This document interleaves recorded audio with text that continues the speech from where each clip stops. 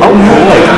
Oh, that's Welcome it takes a lot for us to read. the July edition of the Rancho Bernardo Historical Society Speaker Series.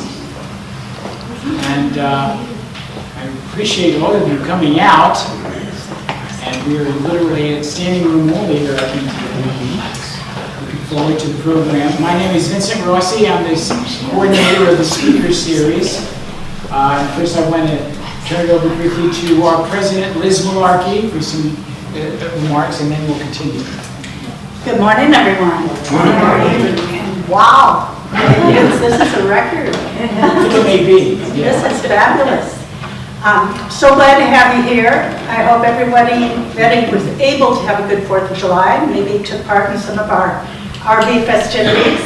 We're happy to see you here.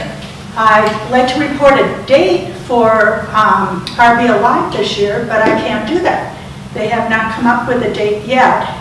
It's still showing that something will be happening in September, but we will see how everything pulls together. And so glad to have you here. We're all very interested in your program here and what you have to say about Coronado and everything happening. And does anyone have any other questions or concerns or no? Well, I hope you'll consider joining us at the RV Historical Society. We survive on donations, and that is the only way. So we appreciate everything, and please enjoy this morning. Thank you. Thank you. Thank you, Liz. And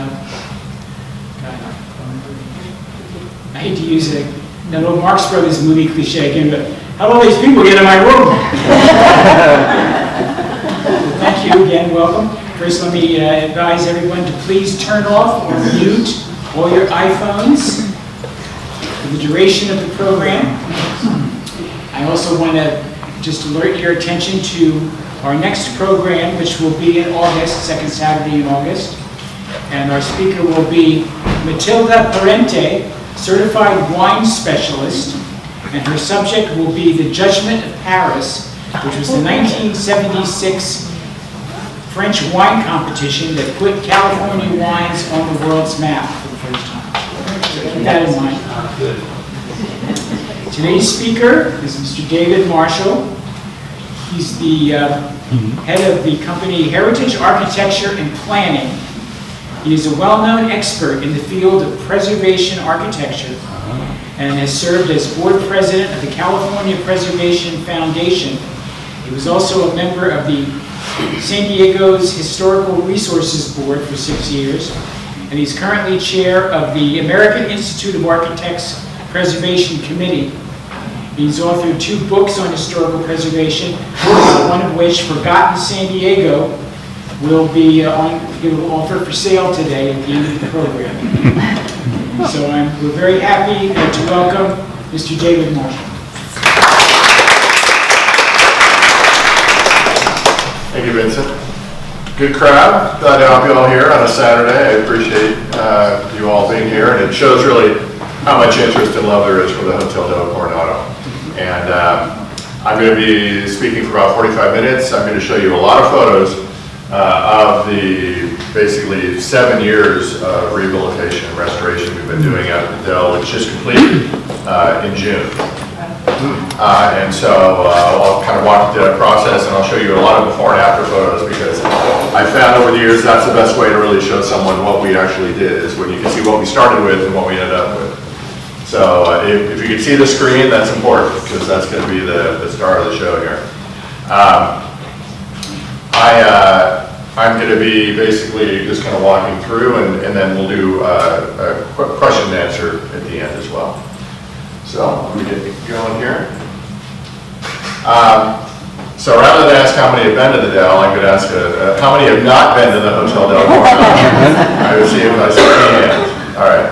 Looks like everybody has been to the Del one time or another. Well, if you haven't been to the Del since 2021, a lot has changed, and a lot has been restored and upgraded. So I'm going to walk you through that. A little orientation first. The Hotel del Coronado, it actually is 36 acres, the entire site. The original hotel building is here in the middle with the courtyard. But, you know, they've done other buildings, and this parking lot is now gone. They built a conference center there now. But there's the original industrial buildings here, which is like where the power plants and the laundry building, those were all built early on as well. But they've done other work on the site. But we're going to focus on the main building, which they call the Victorian, which is the 1888 original development of the site. So there were two major projects we were involved with. The first one was from 2018 to 2021 was the front porch restoration, which was bringing back the missing front porch and restoring the facade. That was a $16 million project, and that completed in 2021. The one that just completed in June is the second part, which is the guest room restoration, which is basically the whole rest of the original Victorian building. All the facades, all 400 guest rooms, the meeting rooms, everything else were all upgraded and restored, including the courtyard. And there are two new restaurants as well that are on the west side. So that's kind of how it's, I'm going to be talking about the front porch project first.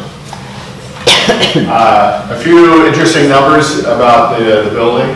Again, year completed 1888, 137 years ago.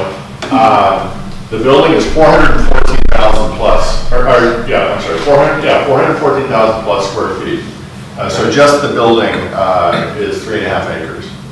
1,600 windows, 1,700 plus doors, 25 stained glass windows.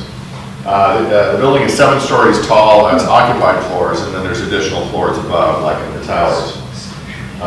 The highest point, top of the flagpole, 155 feet. Guest rooms, as part of the second project, increased from 367 to 404. There are actually 24 buildings on site. I showed you the site map there, the 36 acres. 6 of the buildings on site are historic. Not only the Victorian, the main hotel, but the power plant and tunnel, the ice house, which is now a free history museum about the Dell on site, the laundry building, the Windsor Hotel, which was actually relocated next to the Dell, which is a smaller hotel in the same period, and the Oxford, the Windsor is a house, and the Oxford is the hotel that was moved. So there's multiple historic buildings on site, but the main one, of course, is the original Dell. The Dell was designed by Indiana architects, the Reed brothers. That's James Reed. He was the lead on the project. They did other work in California, and including that other Oxford building that is on site. The concept of the hotel was to build a hotel around the central tropical courtyard, which is about 1 acre in size. And construction, believe it or not, only took 11 months. But we restored it. I tell you, we've been doing about 5 to 7 years of restoration just to fix it up. They did the entire building in 11 months. Most of the workers actually lived on site in tents while they built it, and they had quite a large workforce. The Dell is, even today, it's the second largest wooden structure in California. There's only one that's larger. It's a blimp hanger up in, in America. The only larger one is a blimp hanger in Oregon. So it's quite unique in that way. So again, talk about the front porch first. Design work started around 2018 and construction ended in 2021. This was done during the COVID shutdown too. In fact, construction started the month of the shutdown. So luckily they were allowing construction to proceed during the pandemic. So this is a great historic photo showing the original front porch, which is on the south side of the building. The gentlemen in their bowler hats and rocking chairs, I love that. 2 sets of stairs. This set was the main set of stairs for gentlemen and couples, and for unaccompanied women, they have their own set of stairs. It led directly to the ladies' lounge and ladies' billiard room. So we didn't want them mixing with everybody else, so they had their own entrance. But beautiful front porch. I mean, the Dell is basically a giant Victorian mansion, and it was designed that way, including the front porch. But the way it looked when we started, these are pictures from 2019, is the front porch was missing. It had all been filled in solid. It had actually been pushed out 30 feet. They had filled it in, and they pushed it out with another porch. They filled that in, and these are basically were front desk offices. and there was no public area up there. So that, and then there's the porte cochere here, which is the kind of the drive under entrance. That was added, the one that was there was from 1979, and it wasn't very attractive. There were also a lot of other changes that happened. Windows were altered. There was a stained glass window up here that used to be on the second floor, this was an addition. We call it the trailer park because it looks like someone just parked a trailer on the roof. So the building had undergone a lot of changes. The closer we looked, the more we realized how much it had changed. So this is a drawing of the south elevation. The front porch is on the ground level here. But it just shows you that in yellow, those are the only remaining original windows, are what you see in yellow. All of the purple windows are where we had to bring back replica windows of missing windows. So all the purple are new windows, replicas. And the green represents where the stained glass was. We have orange here, which was the largest stained glass window. And then the doors are shown in blue. Interestingly enough, there were a lot of little balconies and things here. We found out originally there were no doors to the balconies. You would lift up the lower sash of the window and you step out through the window to get to your balcony. Of course, building officials don't appreciate that anymore, so we have to put doors in. So we added some French doors there. But this shows you the extent. This is over 100 windows just on this facade. I mentioned the whole building on 1,600. So one of the things we discovered during our initial research is that there were a lot of missing stained glass windows. These are little snippets from various historic photographs. Of course, they're all black and white. But we could see that there were stained glass windows, and in some cases we could see the pattern fairly well. In other areas it was a little bit fuzzy or blurry or incomplete. But we were able to take the information we saw from multiple historic photographs, and thankfully this is one of the best documented buildings probably in the country. Lots of photos, lots of postcards, and we had a lot of the drawings as well. They didn't show the stained glass windows, so we had to extrapolate that from what we did have from the photos. And this is these are the replica windows that we created. You can see the variety of different looks in there, they are, but every one of these is a replica. Of the 25 stained glass windows, only 4 had survived. We don't know where they ended up, but they were at least the most important stained glass window, which we'll talk about, survived, and then 3 others that were in a stairwell. But all of these other ones were recreated, and I know you can't really see here, but we have, when you're working with historic buildings, you want to differentiate between original material and a replica. So all the replica windows have the date of 2021 and the name of the maker, Vera Stained Glass Studios, who are up here in North County, who did the work. They have their name etched in the bottom. So a future historian will be able to identify which windows are replicas versus the originals. So this is the most special stained glass window. This is called the coronation window, and it's about 4 foot by 5 foot. And it was relocated in the 80s to the 4th floor and put in this kind of light box. It used to be on the 2nd floor in a chimney, a large decorative chimney they had. You can see the scale of it in the lower right-hand photo, but it was in pretty poor condition. About 600 pieces had to be completely dismantled, reassembled, cleaned, reassembled, all new letting. The upper right image there shows the arm of the female figure. She had a broken arm, so we had to replace her broken arm. So the original one's in the center, and there's a couple that a couple replicas. We chose the best one to use. But for the most part, all the glass was intact, so we were able to reuse it. And this is what the restored window looks like from the inside of the lobby space on the 2nd floor. We recreated this whole wood box for it. The window had actually been turned around, so the inside was facing out, and we turned it back around to its proper orientation. And on the right-hand side, you see what it looks like from the exterior. We recreated the brick of the missing chimney to put it in its historical context. But it's a really beautiful feature, so if you're out there, make sure you go to the mezzanine above the lobby. That's where you can walk right up to it and get a good look at it. This is the most important historical artifact of the entire hotel. It's more unique and special than any other part of the hotel. Can I get your question at the end? Okay, just remember. The project included replicating a lot of missing historic light fixtures as well. These are some box chandeliers that we saw in some blurry photographs on the front porch. There's 2 of those. They include these little glass jewels, which are similar to what we have in the stained glass windows. You can't really see here, but we have a crown etched in the glass there. We don't know exactly what they look like, so this is, again, our best guess at what it looked like. The one on the right is pretty interesting. There were many of these wall sconces all around the building, interior and exterior. When the building was built, electricity was brand new, or at least it was being used in buildings, for a very short period of time. So they provided all the light fixtures as combination gas electric. So you can see here, this is a gas key, and this upper one is where the gas light was, and the lower one was the electric fixture. And we, of course, none of these had survived, so we used photographs to recreate these. We had Kirkman Lighting in Ramona actually did the replica lighting. They do a lot of work for Hollywood as well for historic light fixtures. And we had these recreated. About 40 to 60 of these were redone, and they're all electric now. We don't have any gas. On a large wood building, you don't want flames around everywhere. But we have the original look, and it really brought back a lot of that detail that we really appreciate. Of course, the main lobby has all of this white oak, and what we had found out is that a lot of the woodwork, especially on the lower part of the lobby, had been painted over.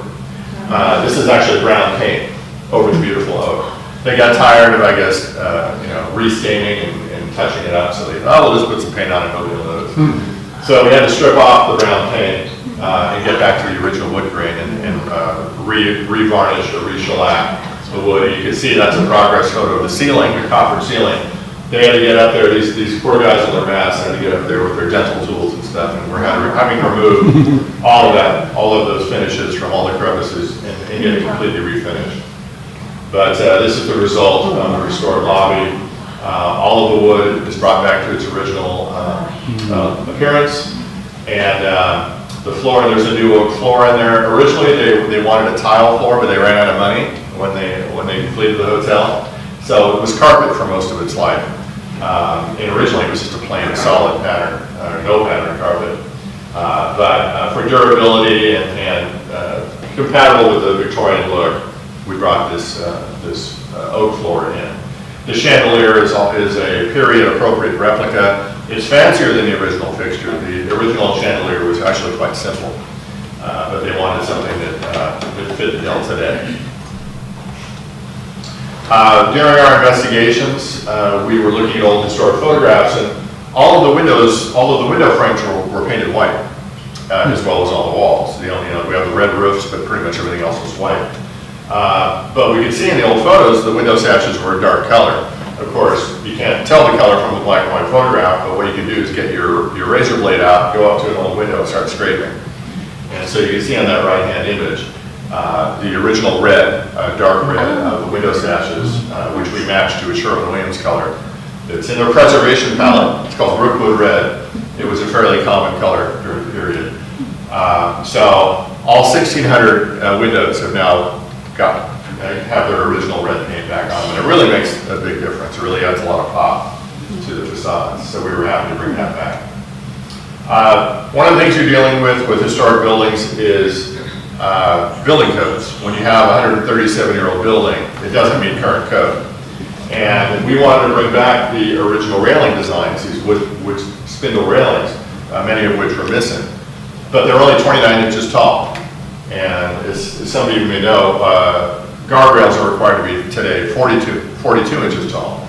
And also the openings are only allowed to be, they have to be smaller than 4 inches. And some of these were 6 or 7 inches. So how do you recreate a historic railing and meet current code? Well, you put a glass railing behind it. So that's what we ended up doing. And you can see this is the 42 inches, so you can see the difference in height needed. So this took care of the problem for the opening size as well as the height. And it enables, it really worked out. We were very happy with the results because you don't really notice it at all, especially from the exterior. And it enabled us to meet code and recreate the railings exactly as they looked in 1888. Now I'm going to be showing a series of before and after photos, which really help tell the story of the project, as I mentioned, better than any other source that we have. So First, the front porch project. Again, this is where the coronation window used to be. It's now down over here. But this is, you can see no open veranda at all in the 1970s porte cochere there. So this is from 2018. You'll see the dates on each of these images as well. And this is what it looks like starting in 2021. See the ladies' entrance, the main entrance with the porte cochere, and then all the windows with the red sashes. I'll go back again. I want you to just focus on the windows on the upper facade. You can see how they changed. A lot of them were horizontal. They changed them out to picture windows. And then also you'll see the railings have been brought back to the second level here as well. So we're very happy with the way this turned out. This won an award from the state California Preservation Foundation, as well as several others. And it turned out very well for us. This is another view of the front. This is the before shot. This was a little valet booth that we moved, and then the original porte cochere as well. Again, the coronation window was here. You'll see in the next photo it's going to be down here where it was historically.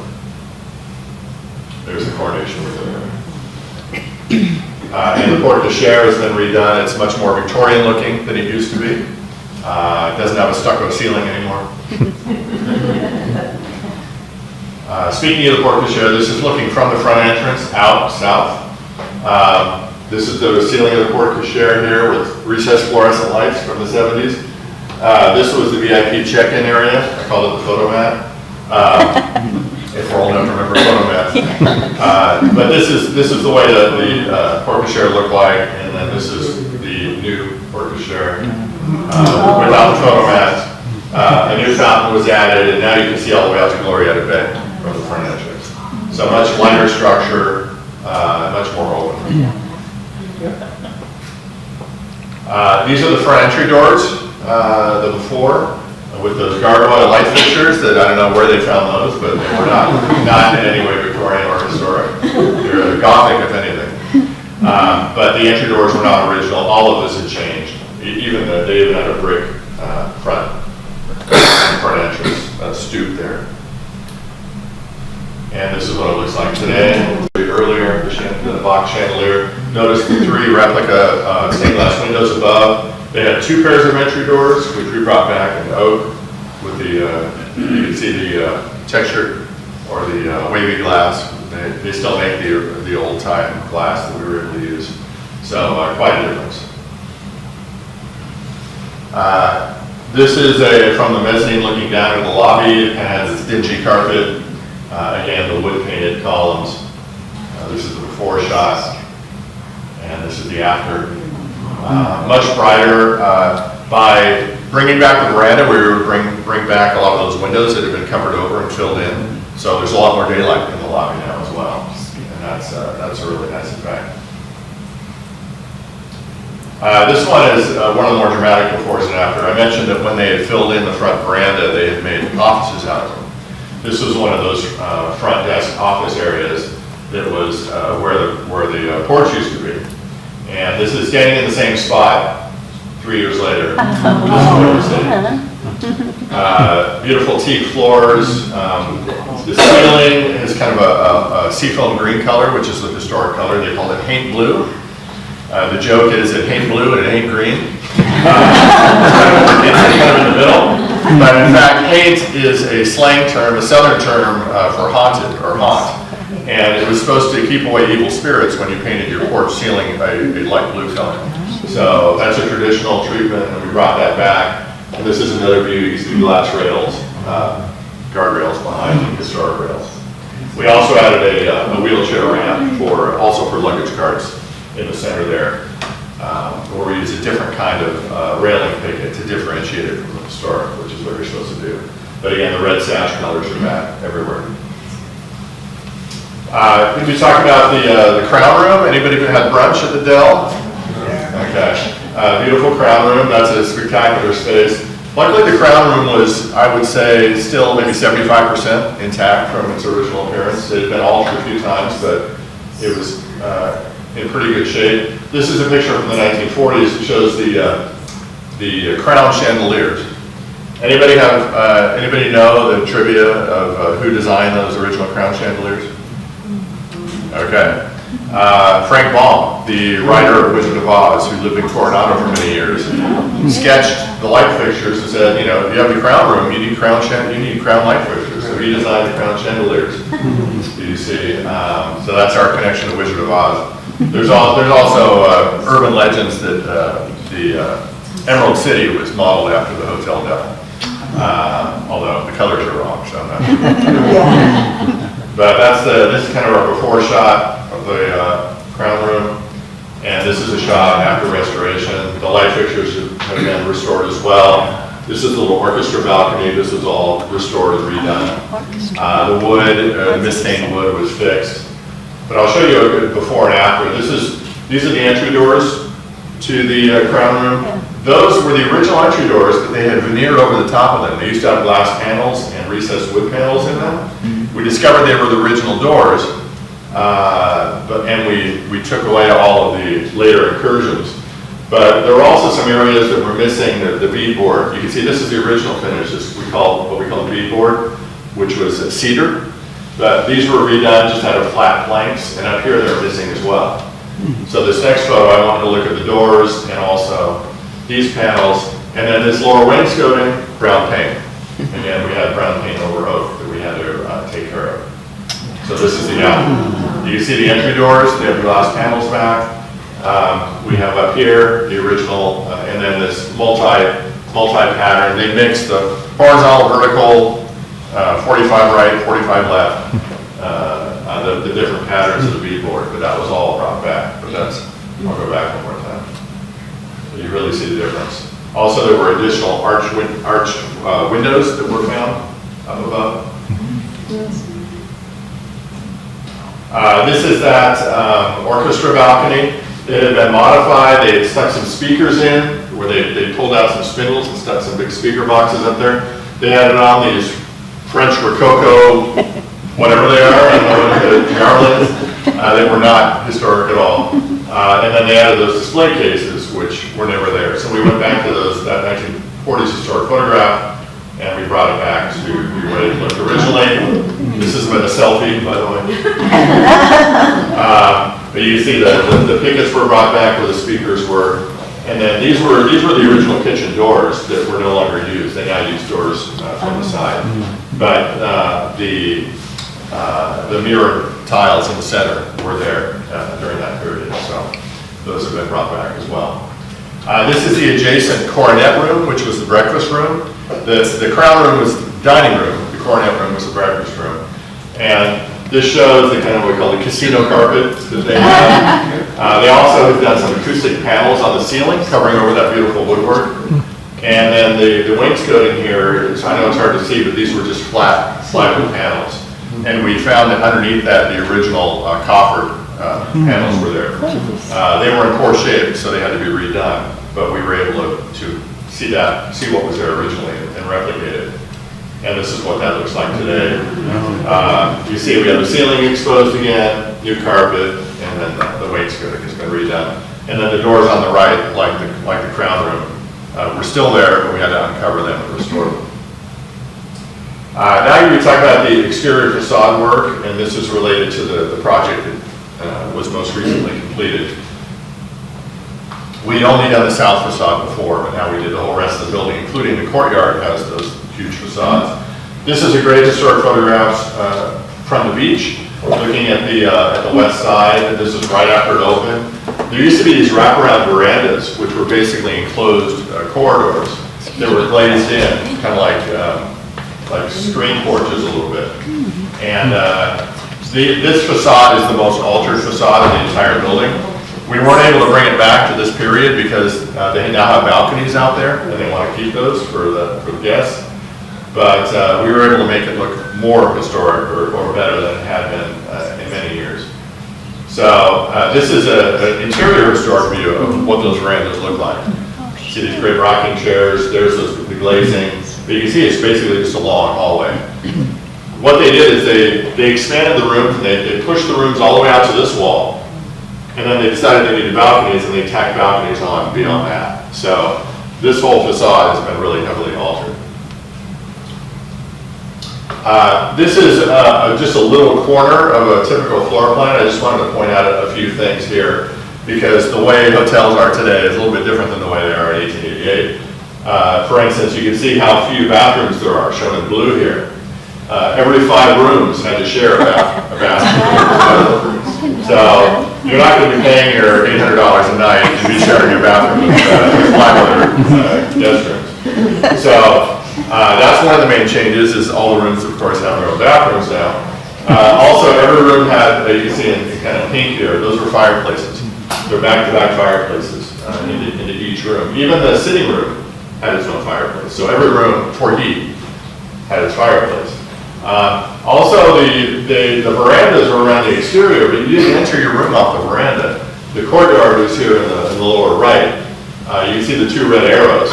You would enter into a sitting room, which was kind of a shared common living room space, and then you would enter into your individual room off of the sitting room, and that's where the bathrooms were as well.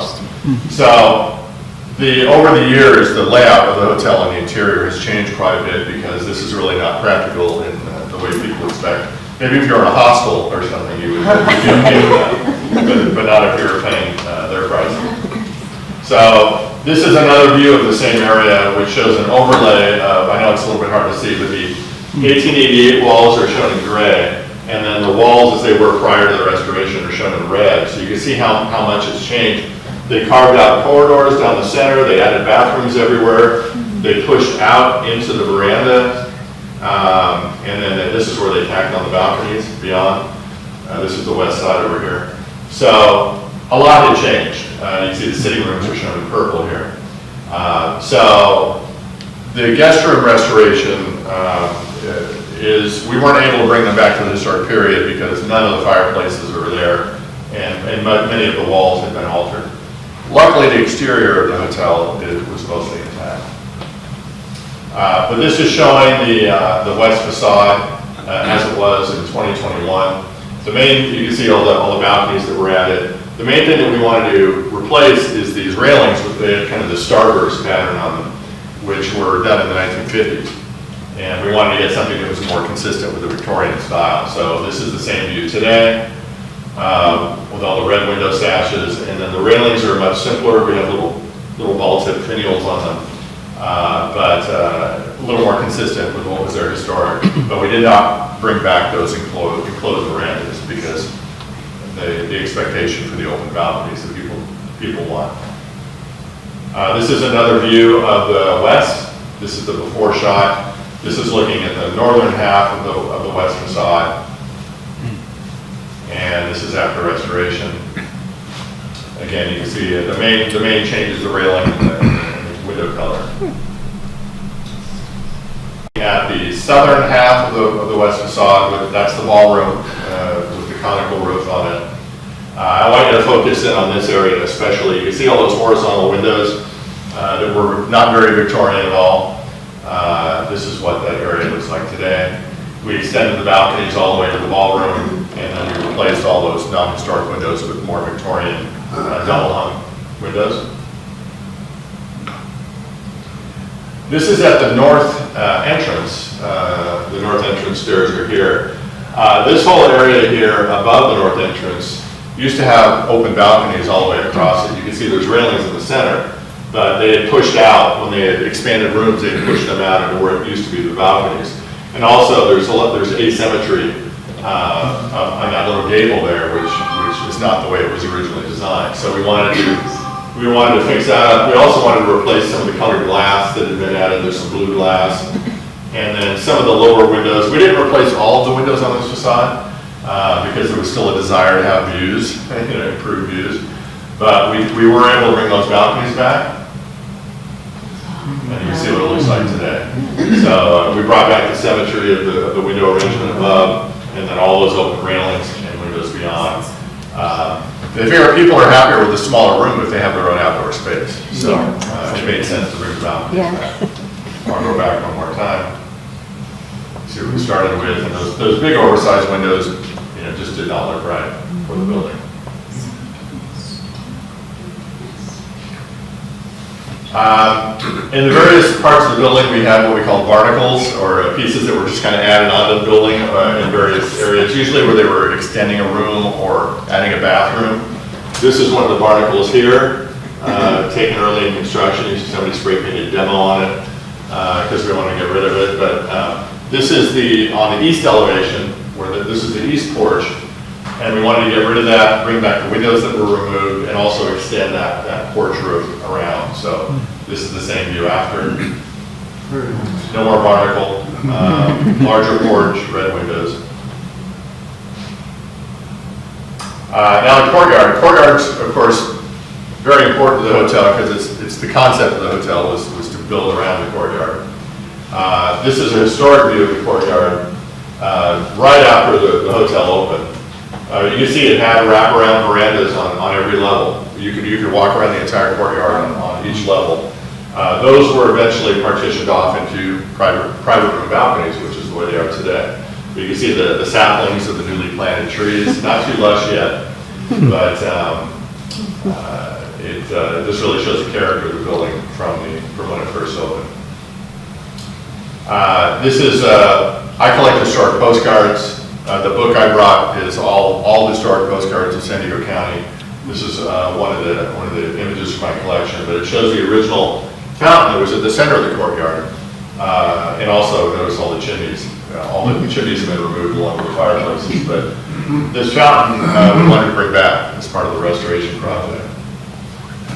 It was removed in 1912. And here's the fountain as it looked on June 18th when they had the grand opening. This was, she's called the Naiad Queen. She was done by a French sculptor who did 10 castings of this particular figure in bronze. And I mentioned this one has been missing since 1912, but our landscape architect found one of the 10 original castings in Washington State, and they allowed us to make a mold of it and cast from the original, another one of the originals, and recreate this new bronze casting for our recreated fountain. So she's a replica, very, very close replica of the original. We had our MC for the grand opening was Brooke Shields. That was kind of exciting. You know. She was kind of in her Blue Lagoon environment here. But they had a really nice grand opening event on June 18th. Where you see all the beautiful flowers in the courtyard. This is a before shot of the courtyard. This is where the fountain is today. But they just had an umbrella and some sitting areas. It had gone through various incarnations over the years. In fact, there was a little flower stand and tea room there for a while. But this shows the general character of the courtyard before, and this is after restoration. The beautiful fountain. By the way, she faces the crown room. You can see she's facing right at the corner there. This is a historic view showing this is the crown room area here, and then above a part of the verandas was actually enclosed. We nicknamed it the greenhouse because it has kind of that effect, but they enclosed a portion of the open air veranda really early on, like 1903 or something. And that had been changed. You can see that still the railing still continued through. They did glass above. And this is the way it looked when we started. That had been replaced with these large picture windows, and these were actually vinyl windows. That changed. And also the railings had been covered over. And luckily they were still there, but they had been covered over. So we wanted to bring back that look from the 1903 period, bring back that greenhouse. So this is the way it looks today. These were the only window sashes that were not red because they were kind of second generation, even though they were fairly early on. So we kept them their white color, but they were well documented, so we were able to recreate those. It's a really nice space to be in. It's kind of between the lobby and the guest room access. So this is a view looking in the short direction across the courtyard again. That umbrella was in the center in 2021, and this is the way that view looks today with the beautiful fountain brought back. Landscaping was refreshed. They also added these little pergolas. There's 4 little pergolas that were added. They were never there historically, but they wanted to have a little sitting area. Now I'm going to be talking about the exterior of the Crown, the ballroom, the Crown, and the Coronet, because we had a separate project while we were in construction with the main building. The owner said, well, we haven't really done anything yet with the exterior of the various meeting rooms. Let's upgrade those as well, because they were focused on the guest rooms. So they brought us on as the lead architect to try to bring back those facades closer to the way they looked historically. So this is the ballroom here. These windows had already been changed. We were not going to change the windows, but they wanted us to bring the facades back closer to the way they looked.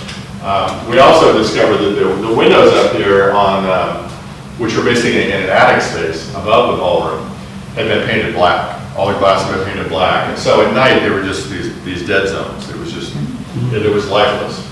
And we wanted to bring back some of that. I'll talk about that as well. But that's the before shot, and here's the after. I know it's a little bit hard to see, but we have new siding, Dutch lap siding here. You can see all the red windows. They're not painted black anymore. They have shades behind them.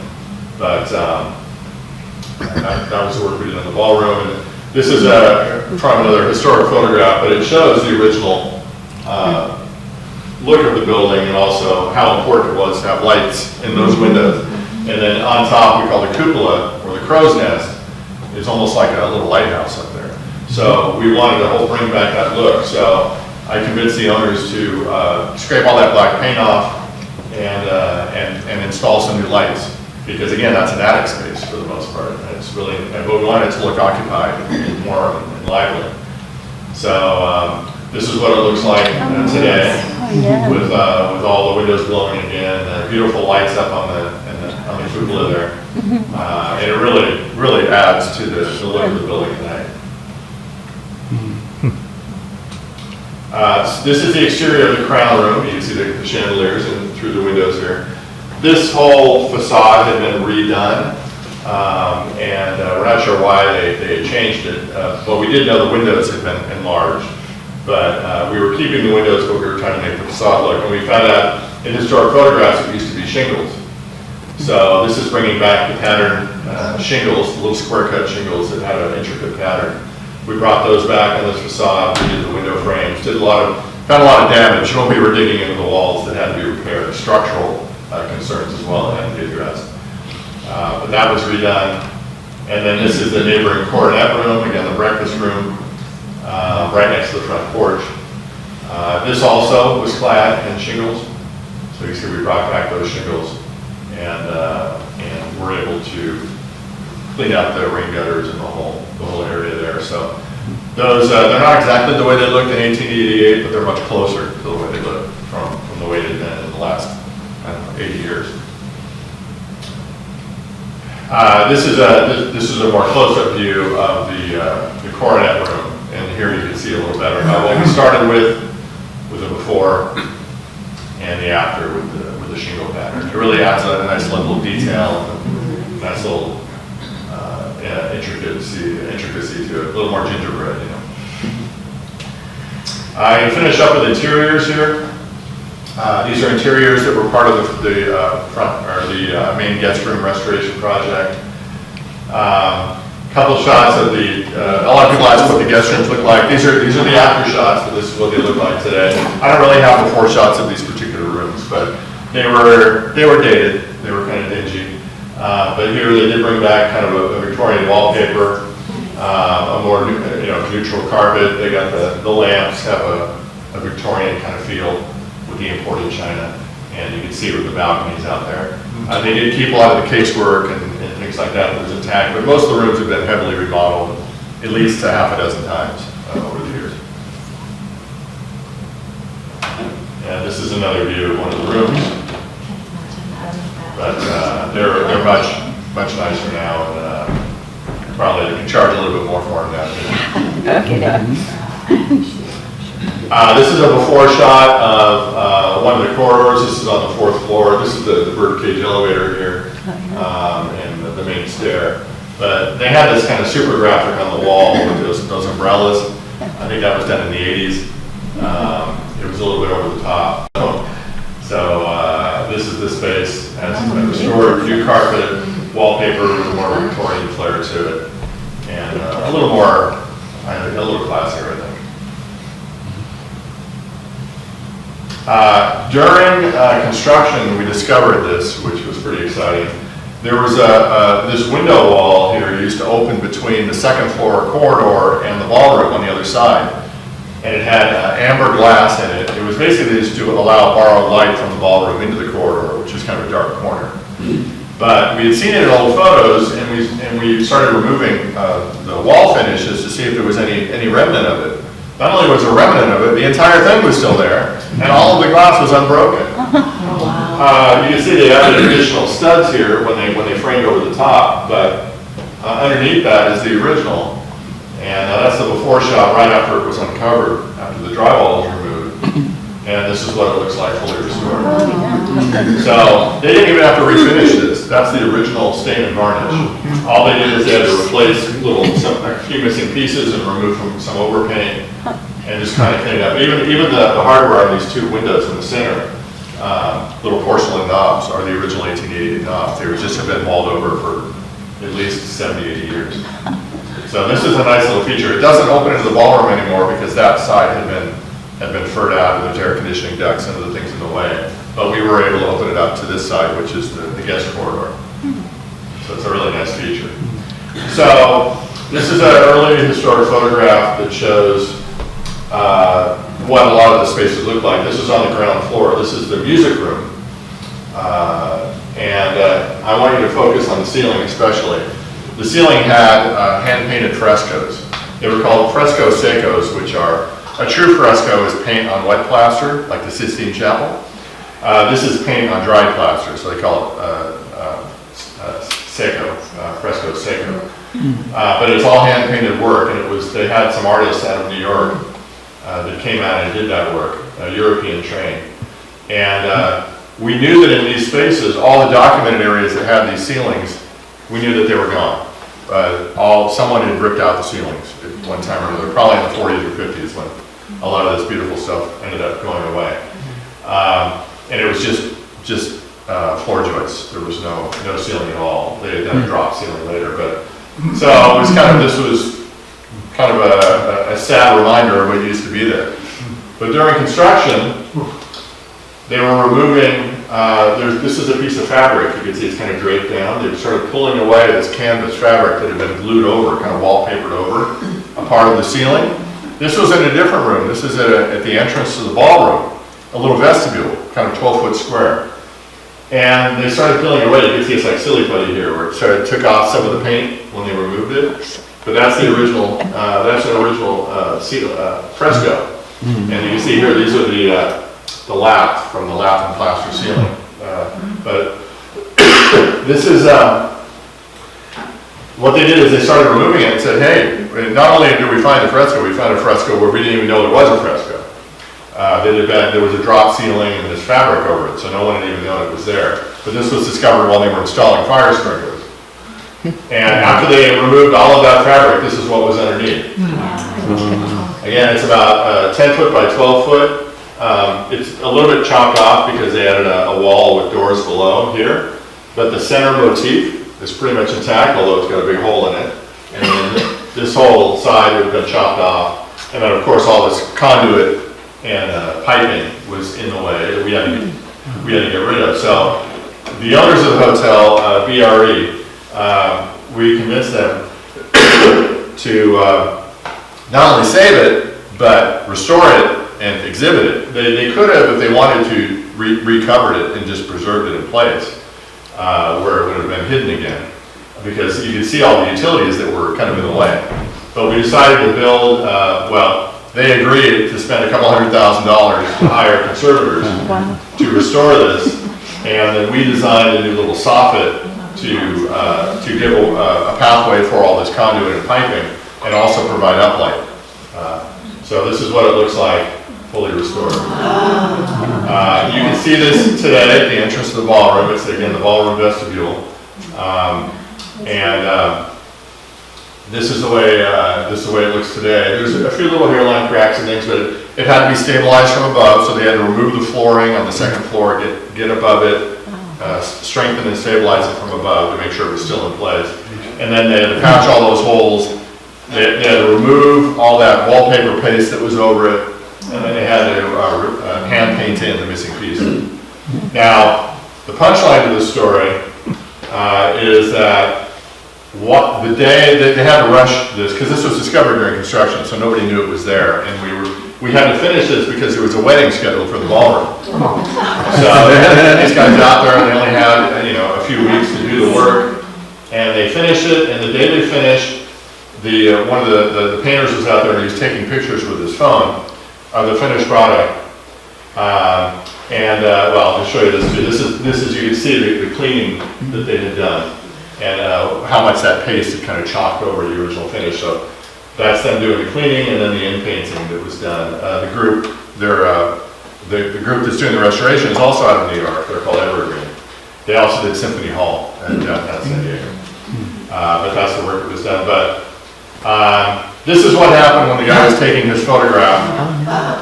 This is a leg with a boot. A worker on the second floor slipped on a joist he was standing on and put his foot right through the rest of it. The day it was completed. So you can see these are the pieces of lap board that had fallen through. And his foot was probably only through that for 5 or 10 seconds. And the guy just happened to be taking pictures while he was appreciating his work. I call it the boot from hell, but it's from above, maybe the boot from heaven, I don't know. But so they knew they couldn't get it all repaired in time for the wedding, so they had to ask the bride if she was okay with it being a hole in the ceiling. She said, yeah, sure. Yeah, it's an interesting story I'll tell, I guess. So after the wedding, they brought the crew back out again. Maybe the Monty Python, famous foot stomp and everything, that's what it reminded me of. But we were able to get the painters out there again. This is what it looked like after they removed the debris.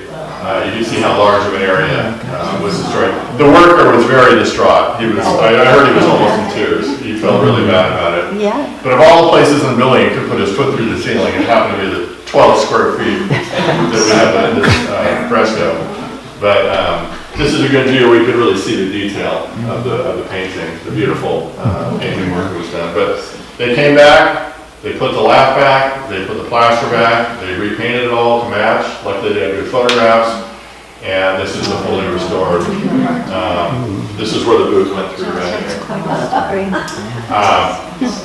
There used to be a chandelier hanging in the center, but because of the door that was added later, there wasn't enough room for it, so we just put a little medallion over the top of it. But this was the biggest surprise, the best surprise we had during the project, and thankfully it was an owner that appreciated it and was willing to put many thousands of dollars into the store. So it's a very special. I'd say next to the coronation stained glass window, this is probably the second most important artifact in the whole hotel. So with that, I thank you for your attention.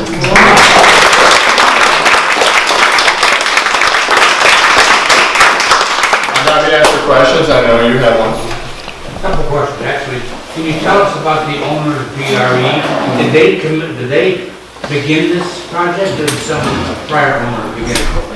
Yeah, good question. This project is actually part of a master plan that was created close to 20 years ago. It was started by a previous owner. BRE was one of the owners, and then he became the sole owner more recently, the past 10 years. The master plan, because they wanted to do additional work and they wanted to add more buildings on the site, the master plan that they had to get approved by the city required them to put a certain amount of money into the main building. And the front porch project, the restoration of the front porch, was their commitment in the master plan. And so that had been kind of in the planning stages for a long time. But the rest of the guest room restoration, the whole rest of the building here, that actually was not part of the master plan. They did that on their own because they just wanted to upgrade the site. They wanted to refresh the rooms, and they had they had appreciated so much so the success of the front porch project, they wanted to kind of do that same beautification on the whole rest of the building. So it was a combination of work that was planned for many years ago and was more recently decided to do. Second question, that the largest piece of stained glass Yeah. featuring a coronation, is that a coronation in general or was it a specific situation? Yeah, question about a coronation window, good question. It was a window specifically designed for Coronado. The female figure is a representation of Coronado. She's kind of crowning herself. Behind her, the sun was setting, and you can see the Point Loma in the distance in the ocean. And there was a cornucopia in front of her, you know, about the riches of California. And so it was basically a salute to the city of Coronado. It was designed by the original architect, James Reed. The window was built in Chicago, and they paid $600 for it. It was in the newspapers in 1887. They were describing it, and it was a really unique feature. Yes. What was the original budget? What was the final bill? And were there points at which the owner says, I don't know about that? I think it was pretty close to the original budget. The front porch project was $14 million, and that was, you know, pretty much. I should mention the contractor was Swinnerton Builders, very good contractor. So the front porch was $14 million. The whole rest of the building and the courtyard and everything, the ballroom, everything else, that was $160 million. And that, I think the originally estimate was $150 million. So it did go up a little bit, and they did add to it. But yeah, it's quite a bit of money. The entire site development, which included their new conference center building, which they called the Shore House, and the restoration of those other buildings, laundry building, things like that, power plant, all of that work, they spent $550 million on the site over the last 10 years. So they have deep pockets. But they also have a very popular resort, which they can fill up pretty easily. So I think it's paying off for them. Yes. How did you get the project? Did you have to bid on it, or was it sole source? Good question. As an architect, we often have to present proposals, and we are, do interviews and their selection. Luckily here, we had done some work on the master plan. They kind of knew us. They brought us on originally to help with the power plant in the laundry building, and we were a preservation support. And when they wanted to do the front porch project, I basically convinced them to hire us and said, they were going to use the same architect they used for the laundry building. I said, instead of hiring an architect that doesn't know historic buildings and bring us on to kind of babysit them, why don't you just hire us and we'll do the whole thing? And luckily they said, okay. We were not the lead architect on this latest project. That was done by a company called GSB. They're an architect out of Oklahoma City, actually. They specialize in hotels, but we were the preservation architect, so we consulted them and all their design team on what was. We had to follow all the rules. This building is on the National Register of Historic Places. It's actually a National Historic Landmark, which is the highest level of historic. It's like the Statue of Liberty, the Golden Gate Bridge, the White House. Those are National Historic Landmarks, and the Dell is among that group. So we had to make sure that all the work we did followed the standards of the National Park Service and the Secretary of the Interior. So we were basically brought on, but to answer your question, luckily we did not have to bid for the project, and we were able to carry on the relationship with VRE. There was a question over here? Yes. Did you need to import labor from other countries? The question about if we imported labor, the general contractor would know more about that, but I think the general contractor is based in San Diego. All of the workers, all the companies I'm aware of that did work here are San Diego based or at least Southern California based. There was, for instance, the finished carpenters, the painters, things like that. I'm sure they have some workers that are more international, but the actual companies were local. And as I mentioned, the stained glass company, they're in San Marcos, Vera Stained Glass Studio. And then the light fixture company, there's one in Chula Vista and there's one in Ramona. So, luckily we had some very good subcontractors that were in the area. Yeah.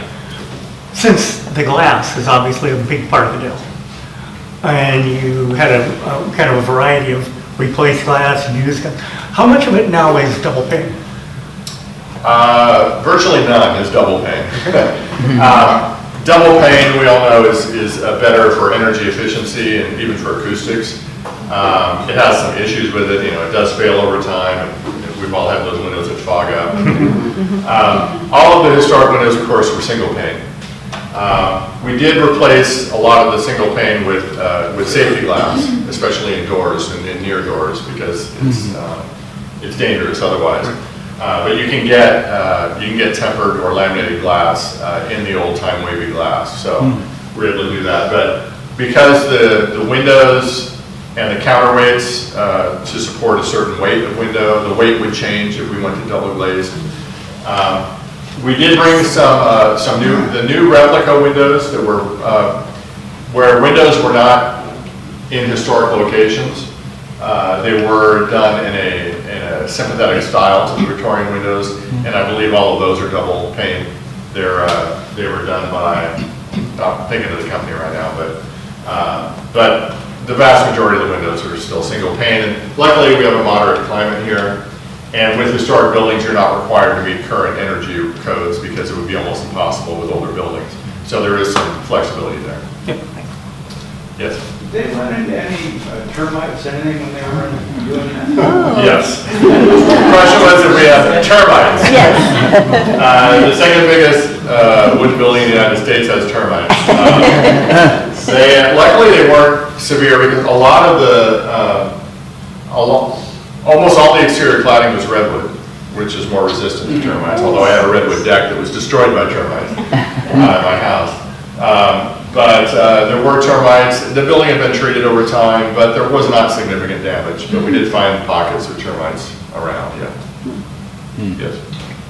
We had probably started going to the Dell about 2010 and right up to the present time.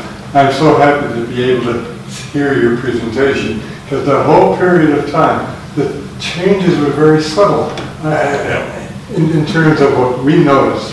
And I probably missed 80% of the changes.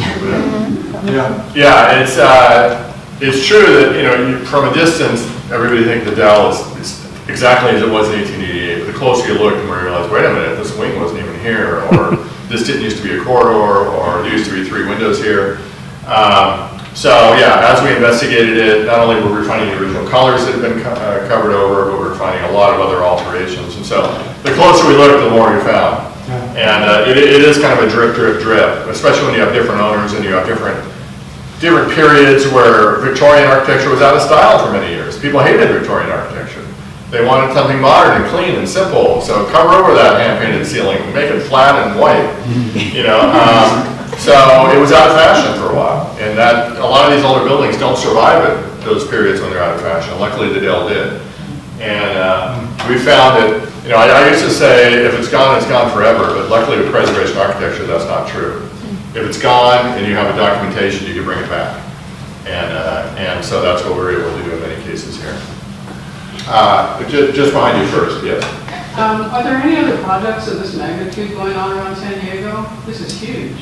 Not historic projects, no. There are large hotel developments and other residential going on. Restoration. I've been doing restoration architecture for 35 years. This is the largest project I've been involved in. We've done other work in Balboa Park and such, but this is by far the largest.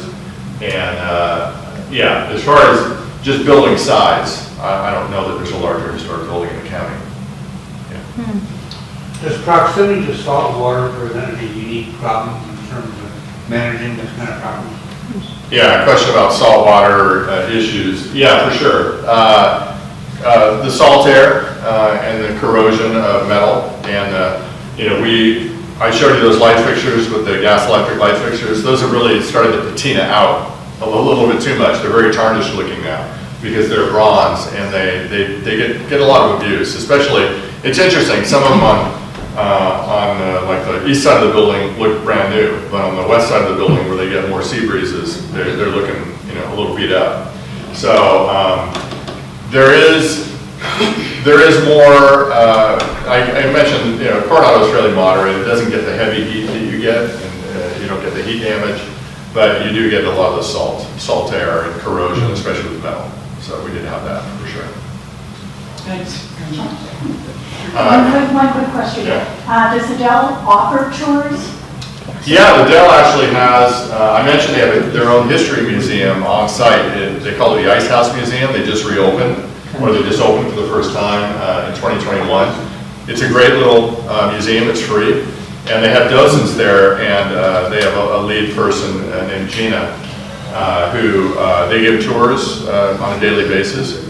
And they'll take you and tell you the history of the building and take you around and show you.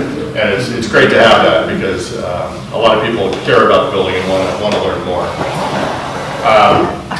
Just mention before I go that I did bring copies. This is a book I completed about 2 years ago. It's called Forgotten San Diego. It's in one of the Arcadia books. It's basically about all of the aspects of the city and historic postcards that have changed or disappeared over the years. Some of you may remember these. I even have the KGB chicken in here. But all the things that have, he's retired now, so. Yeah, Horton Plaza, other areas, old bowling alleys and courthouses that have changed over the years. So if anybody's interested, they're $20 and I'd be happy to sign it for you. Thank you. All right, thank you. Yeah, thank you.